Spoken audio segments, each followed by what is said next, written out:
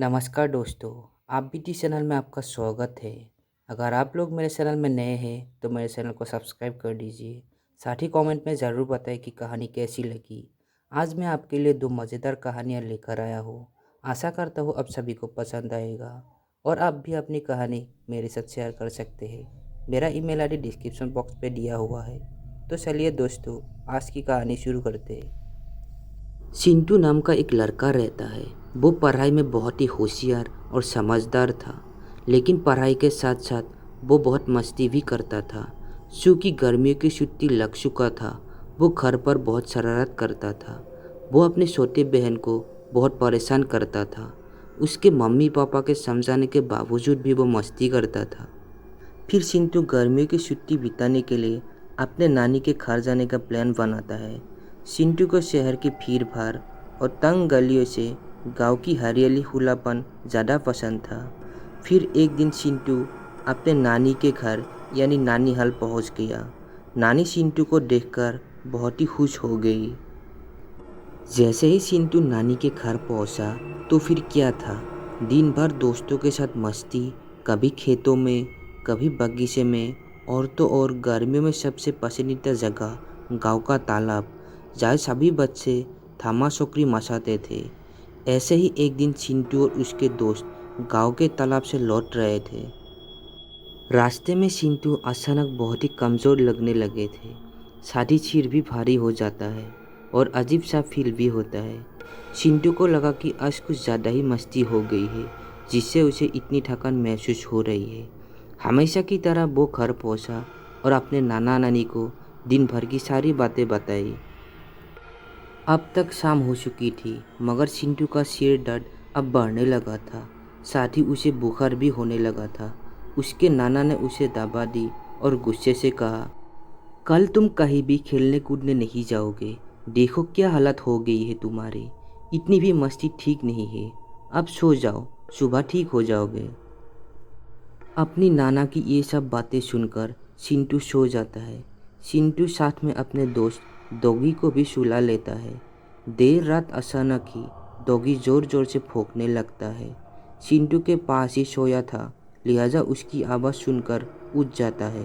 चिंटू देखता है कि डॉगी एक आदमी पर भौंक रहा था। नींद में होने के कारण पहले तो वो चिंटू को एक आदमी ही नजर आता है। फिर जब वो उसे ध्यान से देखता है तो उसके होश उड़ जाते हैं, क्योंकि वो कोई इंसान नहीं बल्कि एक प्रेत आत्मा थी, जो कि जमीन से कुछ ऊपर हवा में खड़ा था। उस प्रेत के बड़े बड़े दांत, लंबे लंबे नाखून और खून से लथपथ चेहरा था। प्रेत चिंटू को अपनी ओर बुलाने का इशारा कर रहा था। ये सब देखकर चिंटू एकदम से सहम गया। चिंटू को कुछ भी समझ में नहीं आ रहा था और वो कुछ भी नहीं बोल पा रहा था। वो अपनी जगह से हिल ही नहीं पा रहा था।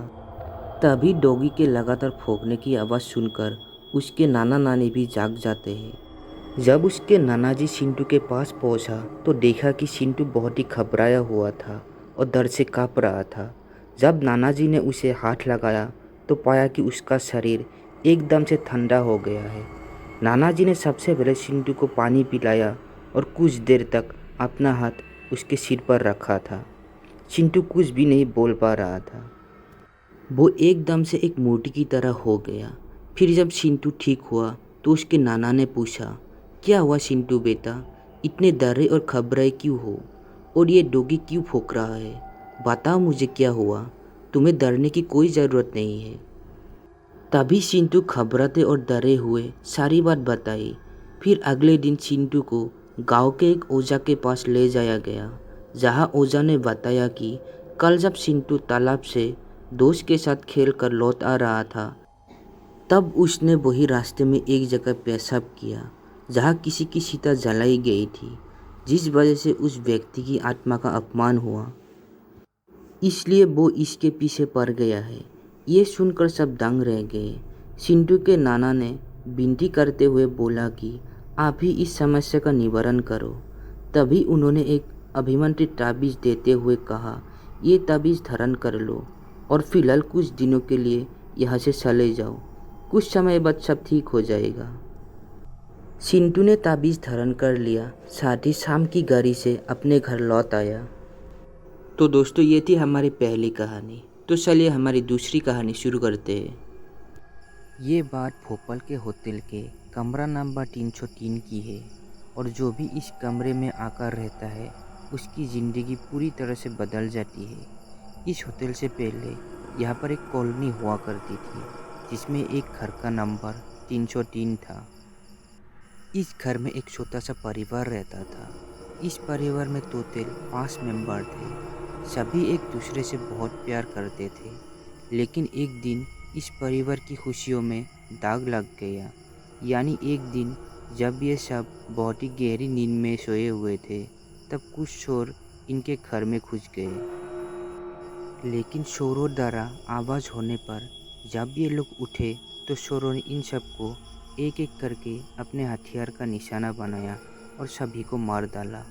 ये सब लोग तो मर गए लेकिन इस अकाल मृत्यु के कारण इनकी आत्मा घर में ही कैद हो गई।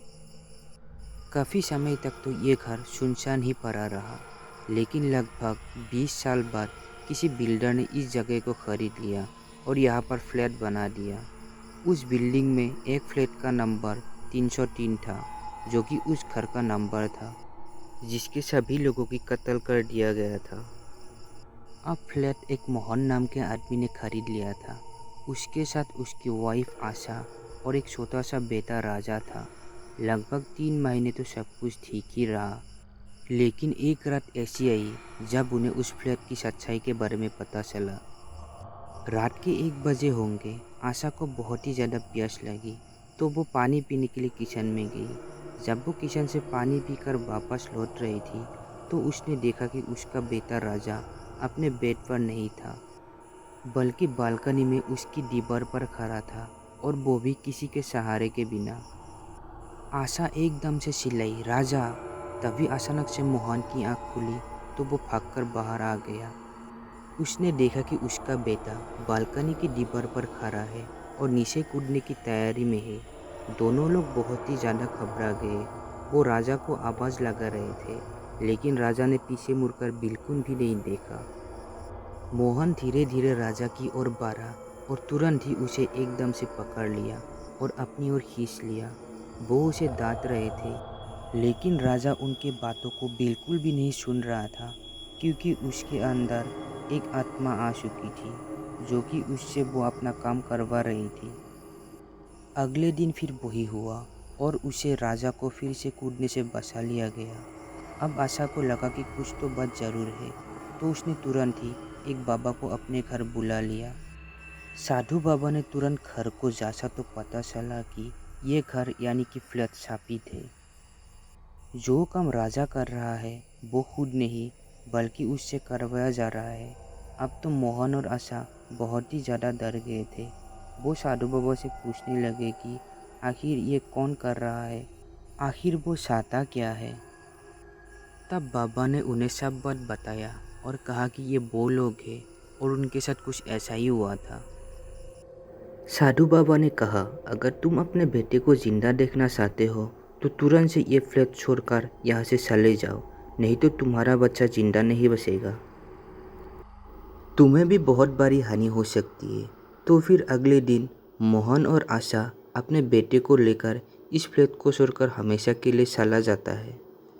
तो दोस्तों आज की दोनों कहानी कैसी लगी कमेंट में ज़रूर बताना। अगर आपके पास भी ऐसी कोई कहानी है जो शेयर करना चाहते हैं, डिस्क्रिप्शन बॉक्स में मेरा ईमेल आईडी है तो उस पर शेयर कर सकते हैं।